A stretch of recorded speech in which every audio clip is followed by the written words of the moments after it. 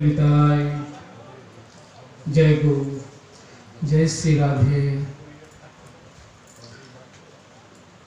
कलिजुग पावन अवतार सर्व अवतारे आमार गौर सुंदर निताई सुंदर श्री चरणे सशब्द अनंत कोटि प्रणाम निवेदन करे आजकेर এই आनंद तीर्थे আমরা সমবেত হয়েছি।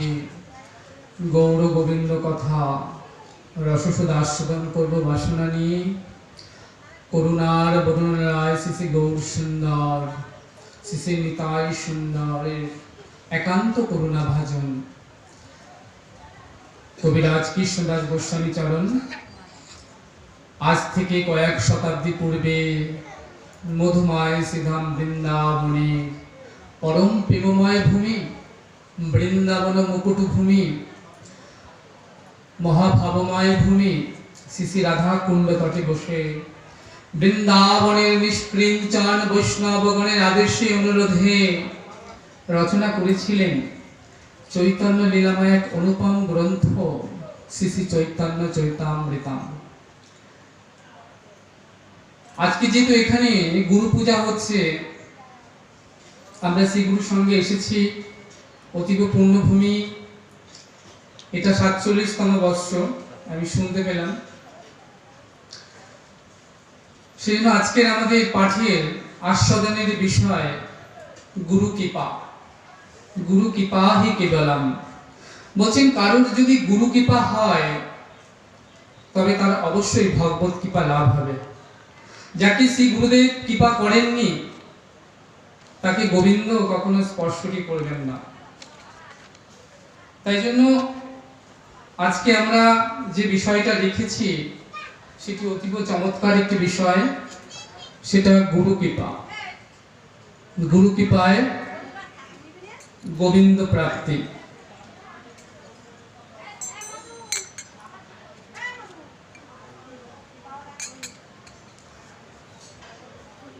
বলছেন জগতে যদি সুখের কিছু থাকে তাহলে সেটি একমাত্র হরি কথা।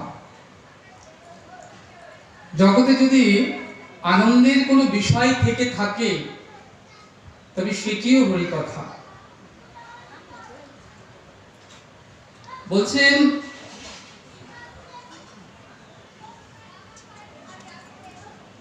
যিনি বলবেন বক্তা তার হরি কথা বলে আনন্দ, আর যারা শ্রোতা যারা শ্রবণ করবেন তাদের শ্রবণ করে আনন্দ। এই শ্রোতার বক্তার মাঝখানে রয়েছে আরেকজন, তিনি হলেন সচ্চিত আনন্দ রসময় বিগ্রহ আমার গোবিন্দ। বলছেন বক্তার মনে যদি সুখ না থাকে তবে হরি কথা বলে কিন্তু আনন্দ হবে না। পক্ষান্তরে যারা শ্রোতা তাদের চিত্তেও সুখ থাকতে হবে। তাদের চিত্তেও যদি সুখ না থাকে তাহলে শ্রোতাদের হরি কথা শ্রবণে আনন্দ হবে না।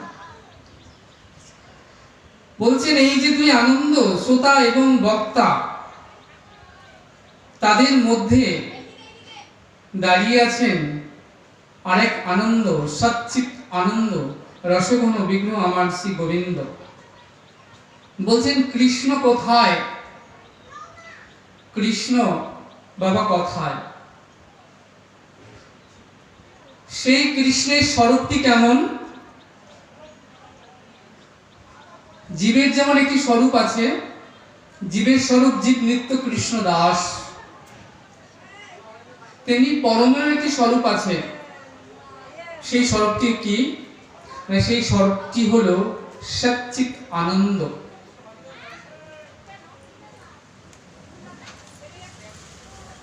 বলছেন দুধ ঘনীভূত হতে হতে জাল দিতে দিতে দুধ তো ঘনীভূত হয়, ক্ষীর হয়।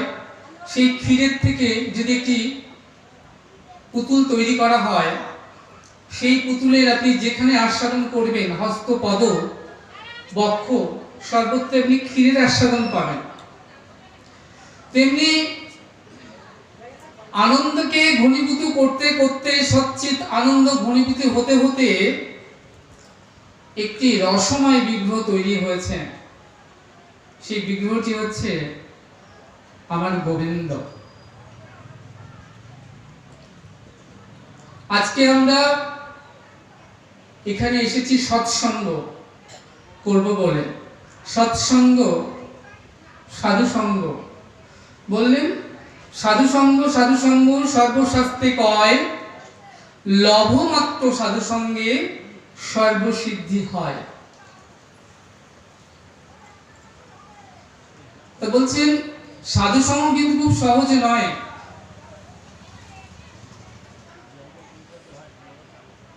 তো সাধুসঙ্গ কারা করবেন? দেখো ভাই, জগতে লক্ষ লক্ষ মানুষ আছে, কোটি কোটি মানুষ আছে। এই আপনাদের এখানেই দেখুন কত মানুষ বাস করে, কিন্তু সবাইকে সৎসঙ্গে সাধুসঙ্গে এসে পৌঁছাতে পেরেছেন? পারেননি। কারণ গোবিন্দ যাকে কৃপা করেছেন, শ্রী গুরুদেব যাকে কৃপা করেছেন, তারা শত বাধার মাঝেও কিন্তু এসে পৌঁছেছেন। কোনো বাধাই তাদেরকে আটকে রাখতে পারেননি। বলছেন কোন ভাগ্যে কারুর যদি নিষ্ঠা হয় তবে সেজন সাধুসঙ্গ করায়। সাধুসঙ্গ হইতে হয় শ্রবণ কীর্তন, শ্রবণ কীর্তন হইতে হয় অনর্থ নিবর্তন। জীবের অনর্থ নিবর্তিত হইলে জীবের নিষ্ঠা হয়। নিষ্ঠা হইতে শ্রবণার্থে রুচি উপজয়, রুচি হইতে সেই ভক্তের হয় আসক্তি প্রচুর। আসক্তি হইতে চিত্তে জন্মে কৃষ্ণ প্রীতির অঙ্কুর। সেই অঙ্কুর গাঢ় হলে ধরে প্রেম নাম, সেই নামে জীবের শ্রদ্ধানন্দ ধাম। তাহলে কি বললেন না, কোন ভাগ্যে কোন জীবে শ্রদ্ধা যদি হয়, শ্রদ্ধা শব্দে বিশ্বাস, সুদৃঢ় বিশ্বাস, তবে সেজন্য সাধুসঙ্গ করায়। হ্যাঁ,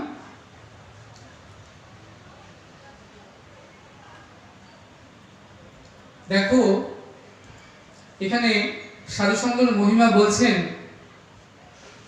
যে সাধু সঙ্গে মধু পানে না।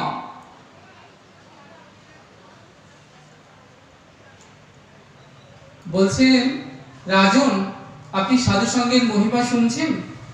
আপনি সাধুসঙ্গের মহিমা শুনুন। বলছেন একদিন একটি ভ্রমর উড়ে চলেছিল। কালবৈশাখীর প্রচন্ড ঝড়ে সেই ভ্রমরটি এসে কি হলো না, গোবরের স্তূপের মধ্যে এসে পড়ে গেল। সারা গায়ে তার গোবরে লেগে গেল। তো সেই গোবরের স্তূপে থাকে গোবরা পোকা। তো গোবরা পোকা গুটি গুটি পায়ে এগিয়ে এসেছে, এসে বলছে, কে তুমি? তুমি কে গো? তুমি এখানে এসে বসে আছো? বলো, দেখো আমি এখানে না ঝড়ে পড়ে গেছি, তাই তো নড়তে চড়তেও পারছি না।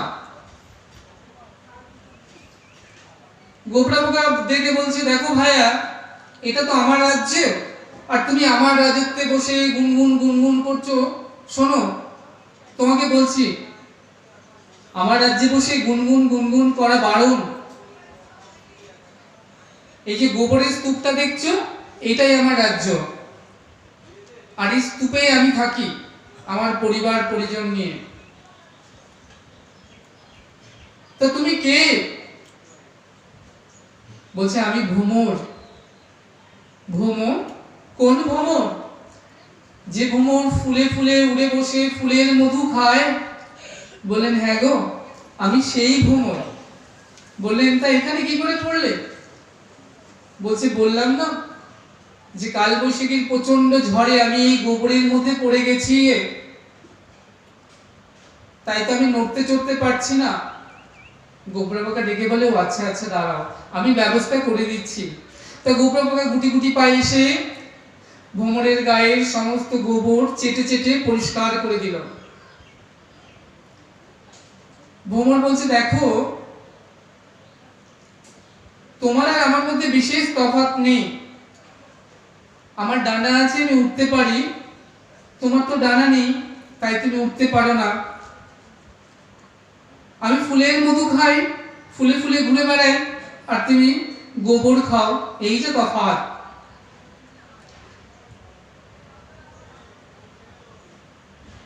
তা গোবরা পোকা বলছে, অহং শুনেছি কি সুমিষ্ট ফুলের মধু, তো জানো আমার না ফুলের মধু খেতে খুব শখ হয়, তো তুমি একদিন আমাকে ফুলের মধু খাওয়াতে পারো? বলো নিশ্চয়ই। কিন্তু বললাম, দেখো ভাইয়া, আমি তো এখন গোবরের মধ্যে রয়েছি, তা তোমাকে কেমন করে আমি ফুলের মধু খাওয়াই? তো তুমি যদি একান্তই ফুলের মধু খেতে চাও, তাহলে একটি কাজ করতে হবে তোমাকে। তুমি এসে আমার পিঠের উপরে এসে বসো, আমাকে শক্ত করে জাপটে ধরে বসো, কিন্তু আমি উড়ে চলে যাব, তোমাকে নিয়ে সেই পদ্মের বনে গিয়ে ফুলের মধু খাওয়াবো। গোবরা পোকা গোবরে বসে গোবর খাওয়া, সে তো খুব আনন্দ হলো। সে বলছে বেশ। তো গুটি গুটি পায়ে গোবরা পোকা এসে ভ্রমরের পিঠের উপর এসে বসলো। ভ্রমর উড়ে চলেছে, একদম উঠতে উঠতে উঠতে উঠতে কৈলাস পর্বতের মানস সরোবরে, যেখানে পদ্মের বন, গোলাপের বন, সেখানে গিয়ে বসলো। বসে দেখছে সেই গোলাপের বনে সকল ফুল পুষ্পিত হয়ে রয়েছে। ওমা, এই জগতে সকল ফুল ফোটে, একমাত্র পদ্ম ফোটে, আবার পদ্ম কি হয় না, মুদিতও হয়। পদ্ম একমাত্র ফুল যেটা পুষ্পিত হয়, আবার সে যখন সায়াহ্ন কাল আসে তখন সে আবার কি হয়, কড়ি হয়ে যায়, আবার মুদিতও হয়। তাই সময় জানতে হবে, ফুলের মধু খেতে বসলেই তো হবে না। যদি সময় না জানো তাহলে কি হবে না, যে ফুলের মধু খেয়ে তুমি আনন্দ লাভ করবে, সেই মধু খেতে খেতেই তোমার মৃত্যু অনিবার্য হবে। তাই সময় জানতে হবে। তাই গোবরা পোকাকে কি করেছে না, সেই ভ্রমর ফুলের বনে ফুলের মধ্যে ছেড়ে দিয়েছে। বলছে, ভাই আর তুমি এখানে মধু খাও, আমি অন্য বনে, আমি অন্য ফুলের মধু খাই। বেশ। তো ভ্রমর এই ফুল সে ফুল মধু খেয়ে দেখতে এসছে বন্ধু কেমন আছে। তো এসে দেখছে যে ভ্রমর এসে দেখছে যে গোবরা পোকা ফুলে বসে আছে। তো ভ্রমর জিজ্ঞেস করছে, কি ভাইয়া, ফুলের সুমিষ্ট মধু কেমন লাগছে তোমার? গোবরাকে বলছে, কোথায় মধু, আমি তো কোনো মধুই খুঁজে পাচ্ছি না। বলছে, সে কি, তুমি তো মধুর মধ্যেই গড়াগড়ি যাচ্ছ।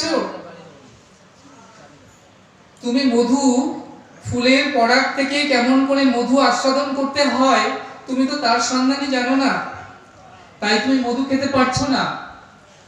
এসো আমি তোমাকে শিখিয়ে দিই কেমন করে ফুলের বক্ষে বসে ফুলের পরাগ থেকে ফুলের মধু আস্বাদন করতে হয়। তো ভ্রমর গোবরা পোকাকে শিখিয়ে দিল ফুলের মধু আস্বাদন কেমন করে করতে হবে। তো সেই ফুলের মধু এখন গোবরা পোকা খেতে খেতে সুমিষ্ট মধু, গোবর খাওয়া গোবরা পোকা এখন পদ্মের বনে বসে পদ্মের বক্ষে সুমিষ্ট মধু আস্বাদন করছে এবং পদ্মের ফুলের উপর গড়াগড়ি যাচ্ছে। ভ্রমর বলছে, ভাইয়া যত খুশি মধু পান করো। আবার উড়ে চলে গেল ভ্রমর। যখন সন্ধ্যাকাল হলো, এবার ভ্রমর উড়ে আসছে যে তার বন্ধু কেমন আছে, বন্ধুকে নিয়ে যাব। এসে দেখছে ওই মানস সরোবরের সকল পদ্ম আবার মুদিত হয়ে গেছে, বন্ধ হয়ে গেছে। এবং কোন পদ্মের মধ্যে তার বন্ধু গোবরা পোকাকে রেখেছিল সে কিছুতেই আর খুঁজে পাচ্ছে না। তো এখন মনের দুঃখে ভ্রমর চলে গেল। সারা রাত গোবরা পোকা ফুলের ভেতরে বসে আছে আবদ্ধ হয়ে। এখন সকালবেলা শিবের পরম ভক্ত নন্দী এসেছে পুষ্প চয়ন করতে। তো নন্দী এসে পুষ্প চয়ন করছে গোলাপের বাগিচা থেকে। তো যে ফুলটার মধ্যে গোবরা পোকা বসে আছে সেই পদ্মটাকে তুলেছে। তো ভাবছে যে কি করব না, আমি এই পদ্মটা দেবাদিদেব মহেশ্বর পিতার কে এই পদ্মটা দিয়ে সুন্দর করে সাজাবো। তাই পদ্মটা নিয়ে কি করলেন না, দেবাদিদেব মহেশ্বরের মস্তকে জটার মধ্যে গুজে দিলেন। এবার সকাল হয়েছে, দেবী পার্বতী এসেছে, এসে বলছেন একি প্রভু, তুমি তো আকন্দ ফুল নীলকণ্ঠ ফুলে তুমি তো কত সুন্দর করে সাজো, একটা বেলপাতা পেলেই তুমি তুষ্ট হও, তা আজকে আমার ফুল তোমার মস্তকে কি ব্যাপার? পদ্ম তো আমার। তো দেবাদিদেব মহেশ্বর বলছেন দেখো পার্বতী, কি করব, নন্দী আমাকে এই পদ্ম দিয়ে সাজিয়ে দিয়েছে, তো তোমাকে তো কিছু একটা দিতে হয়। এই নাও, মাথা থেকে দেবাদিদেব মহেশ্বর পদ্মটাকে দেবী পার্বতীর হাতে দিয়েছেন। কারণ কোন ফুল দেবেন মস্তকে ছাড়া, কারণ পার্বতী হলেন দেবাদিদেব মহেশ্বরের গুরু, তো গুরুকে তো আর চরণের ফুল দিতে পারেন না, তাই মস্তকের ফুলটা দিলেন, যে ফুলটার মধ্যে গোবরা পোকা বসে আছে। এখন পার্বতী কি করলেন, ওই ফুলটা নিয়ে, যে স্বামী দিয়েছে ওই ফুলটাকে নিয়ে কি করলেন, তার বক্ষের মধ্যে যত্ন করে রেখে দিলেন। নারীর সব থেকে প্রিয় স্থান কোথায়? তার বক্ষ, পয়োধর, এই দুই পয়োধরের মধ্যস্থান, সেখানে কি করলেন, ওই গোলাপটাকে সযত্ন করে রেখে দিলেন। সারা রাত পার্বতীর বক্ষে সেই গোলাপটি রইল, যার ভেতরে গোবরা পোকা বসে আছে। সকালবেলা যখন হলো, নন্দী ভৃঙ্গি এলো, এসে কি করলেন, যত প্রসাদী ফুল ছিল পুজোর সব ফুল তুললেন, তুলে নিয়ে সাজিতে করে গঙ্গায় বিসর্জন দিলেন। আর যেই গঙ্গায় বিসর্জন দিলেন, ওই গঙ্গাতে গোবরা পোকা প্রাণ বিসর্জন করলেন। আজকে সুখদেব গোস্বামী বলছেন, কি গো তোমরা কিছু বুঝলে সৎসঙ্গের মহিমা, সাধু সঙ্গের মহিমা কিছু বুঝলে? একটা গোবরা পোকা, যে গোবর খাওয়া পোকা, গোবরের মধ্যে যে পোকার বাস, সে ক্ষণিকের তরে একটা কি হয়েছিল না, সজ্জন ভ্রমরের সাধু সঙ্গ পেয়েছিল। তো সাধু সঙ্গ পেয়ে সে কি করেছিল না, সেই ফুলের মধু, সুস্বাদু ফুলের মধু সে পান করেছিল। মানুষ সরোবরে হিমালয়ে গিয়ে সেই পদ্মবন থেকে মধু পান করে তারপর কি হয়েছিল না, এবার দেবাদিদেব মহেশ্বরের মস্তকে সে স্থান পেয়েছিল। মহেশ্বরের মস্তক থেকে সে কি হলো না, দেবী পার্বতীর বক্ষ দেশে স্থান পেল।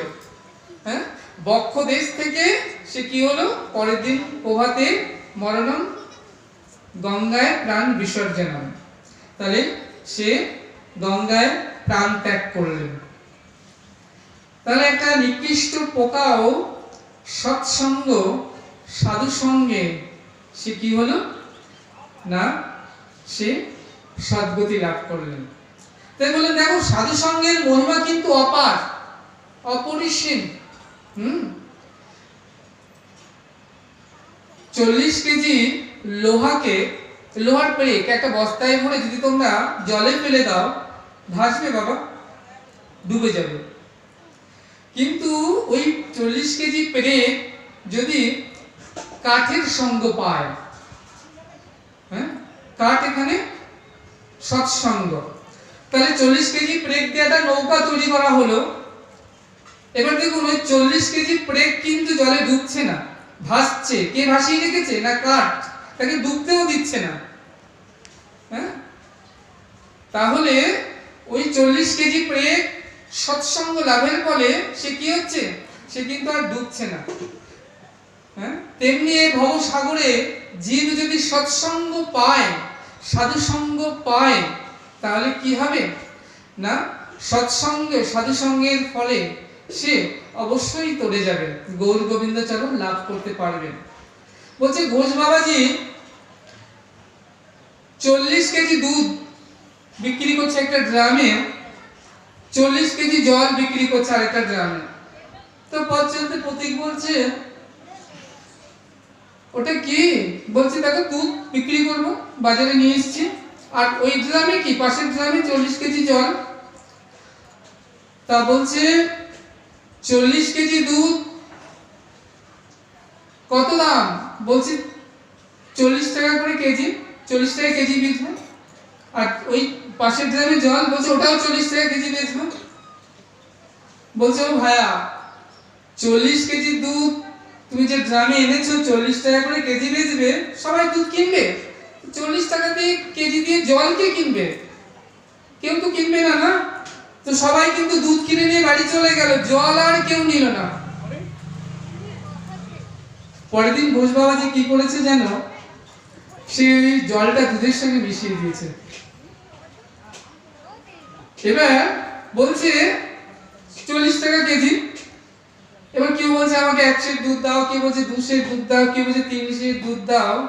তাহলে দেখো জল ও দুধের দামে বিকিয়ে যায় যদি সৎসঙ্গ সে পায়।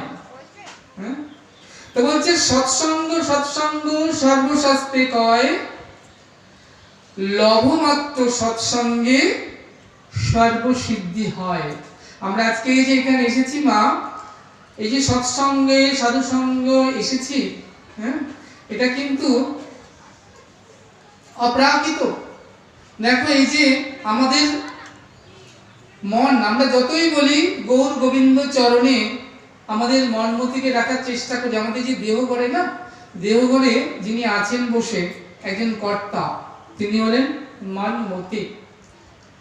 তাহলে এই মন মতিকে আমরা যতই ওই গুরু চরণে গৌর গোবিন্দ চরণে রাখি না কেন, যদি রাখি সে থাকতে চায় না, মন মতি থাকতে চায় না। যেমন তুলসীকে যদি তুমি ওই চরণে দাও, গোবিন্দ চরণে দাও, গৌর চরণে দাও, দেখবে তুলসী যখন শুকিয়ে যাবে ঝরে পড়ে যাবে, থাকবে না।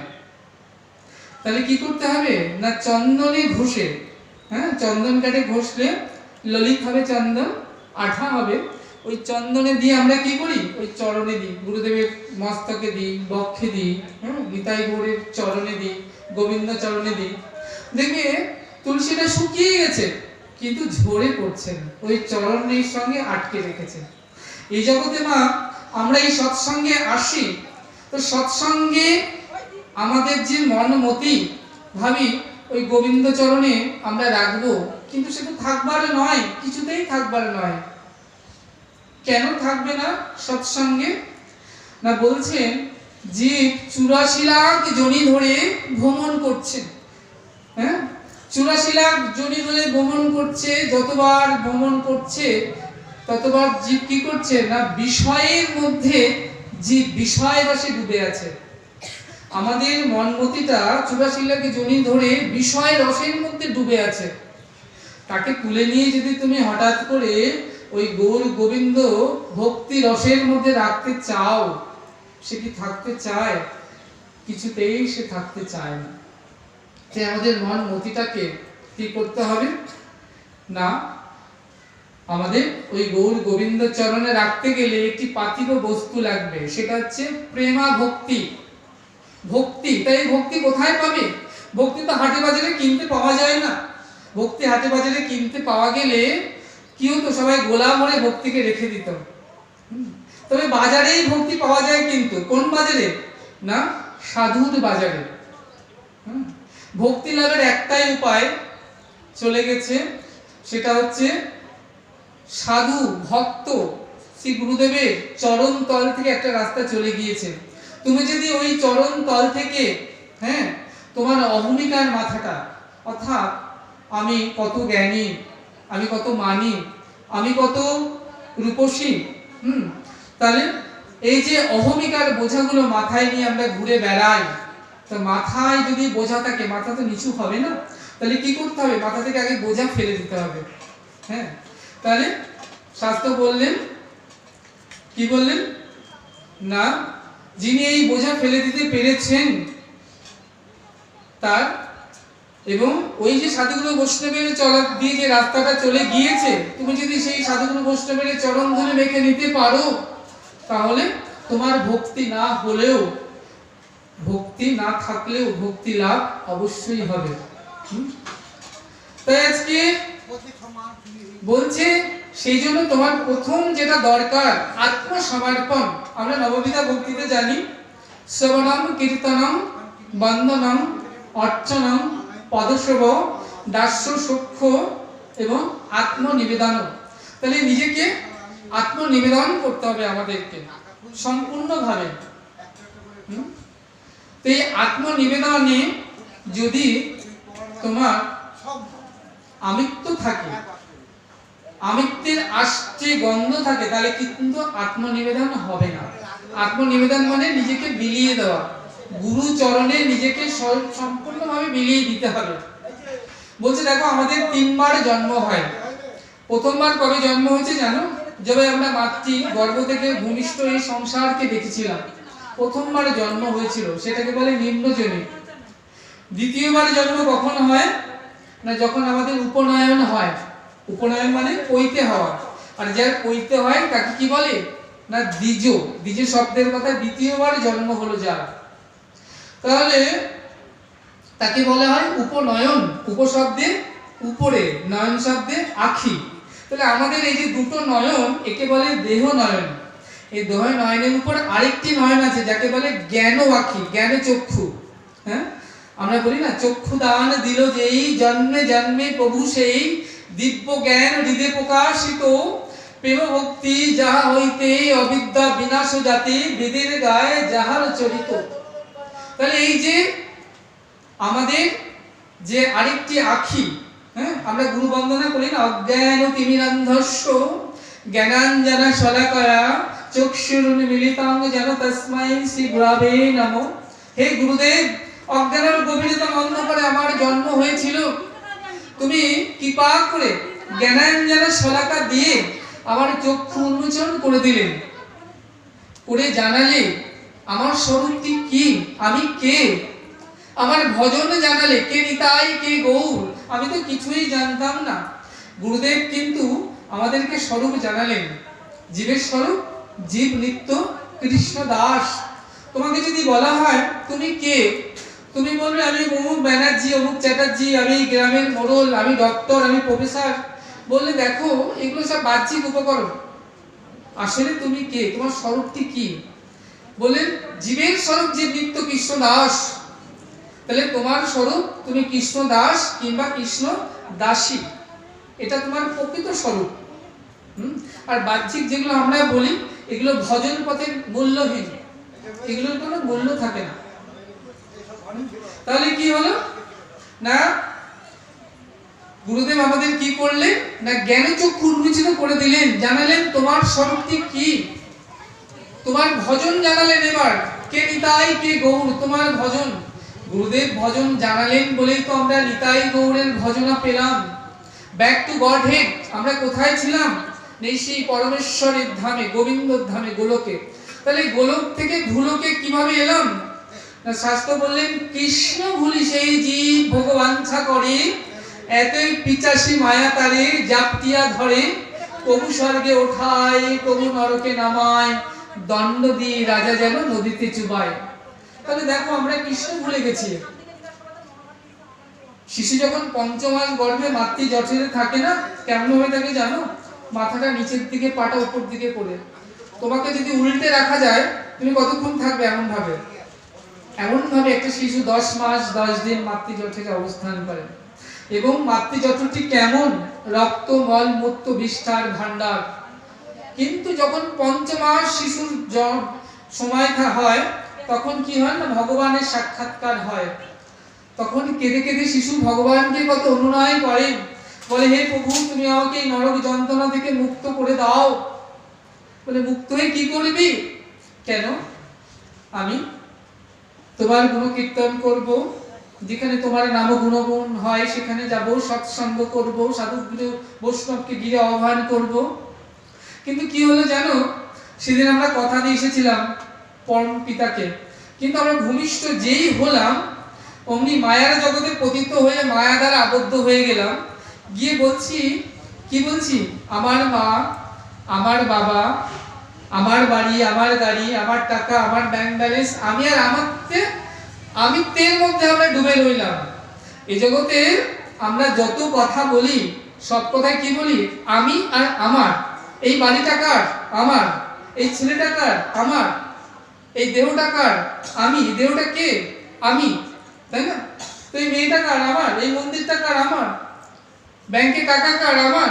তাহলে আমার আর আমিত্ব, এই দুটো হচ্ছে আমাদের ভজন পথে বাধা। তাহলে তুমি যদি আমার আর আমিত্বকে ছেড়ে দিতে পারো, তাহলে তুমি দেখো আর মালিক নও। এই এই বাড়িটা কার? গোবিন্দের। এই ছেলেটি কার? কৃষ্ণের।